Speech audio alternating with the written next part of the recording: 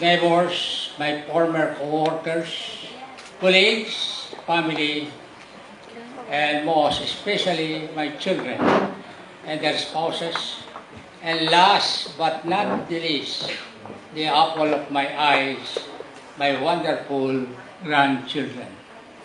Yay! I need no introduction, although I am known to you by different names.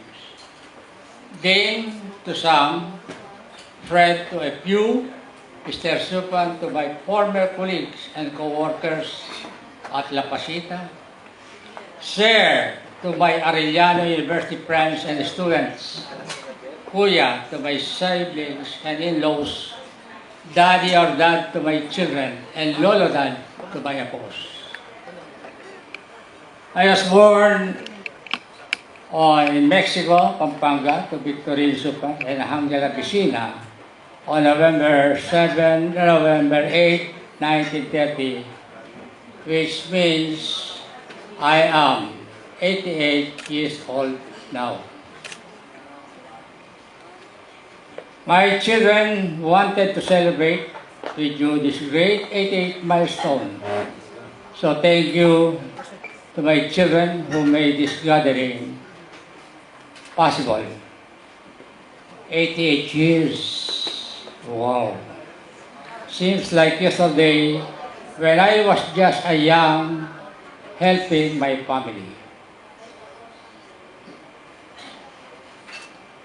Seems like yesterday when I first became a dad. And now I am a granddad.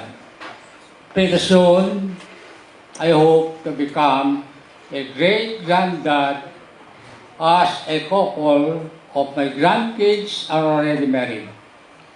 I am truly excited and looking forward to the prospect for generation from a young lad to a great lolo dad.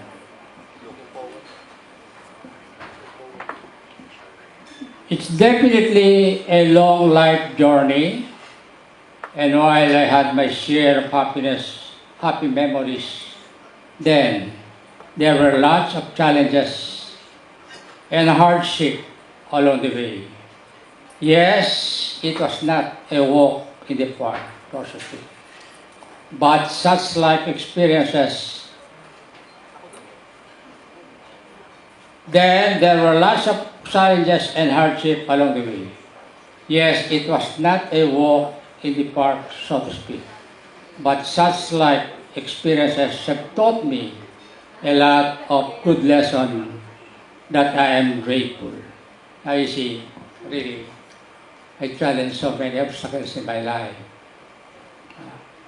Now, one example is that when I was already working, studying at the same time, really, it was a challenge. No? Now, there was a time when I was teaching Tarillano. I was given a load in the morning, that is from 7 a.m. to 9:30 a.m. Then 9:30 I had to go back. I had to go to the office to work. And at 5:30 in the afternoon, I go back to school to teach. So, really, it is a challenge. Now, I have to really endure those experiences of mine. Imagine teaching in the morning, attending my office work from 9 to 5, then go back to school. Up to from 5:30 to 8:30 in the evening. And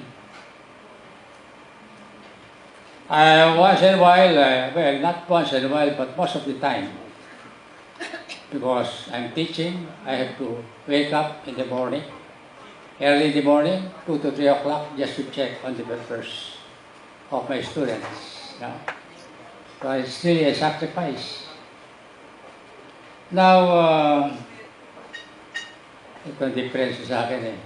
Meron ako ibig sabihin na mawawala. So, okay.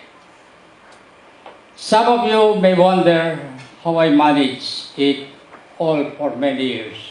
And my response is simple, my family.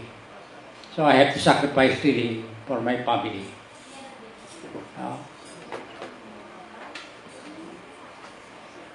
Now, sacrificing means you have to, what you call this, you must have that patience, perseverance, tolerance, and acceptance of the problem that you are confronted with.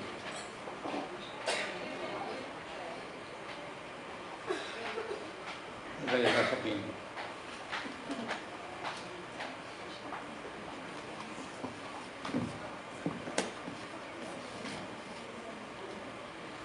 Now,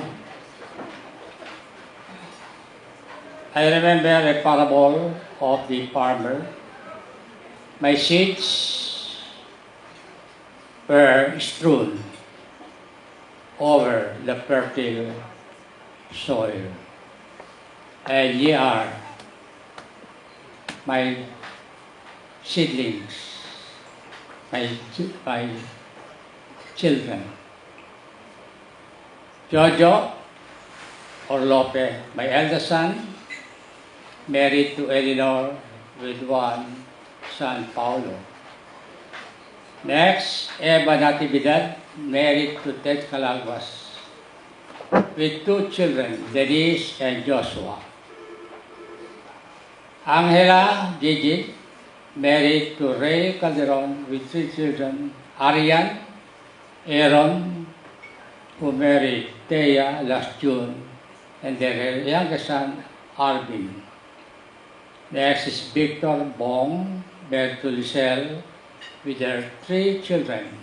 Vika is our first grandson and married to David. Granddaughter rather, sorry. Christabel and son, Cody. The next is Hermenildo Hermi, married to Mina, my favorite.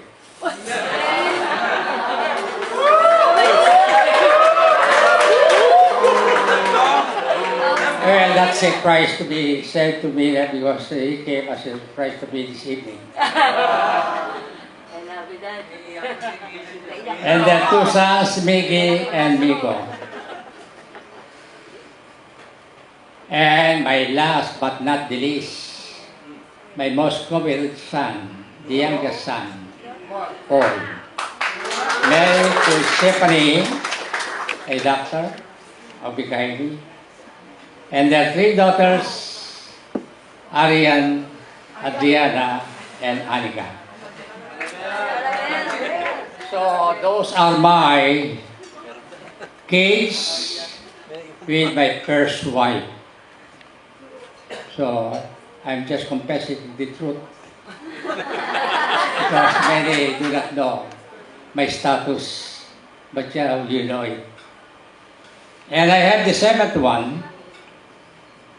Now you see, after being single for 8 years, what do you call that bell?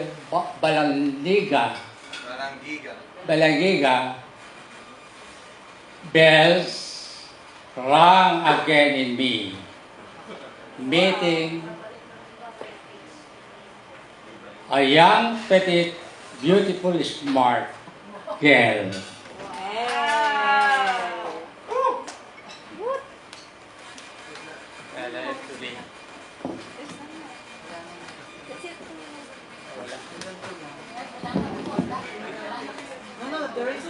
That little, that Meron. There's. At the back. At the back.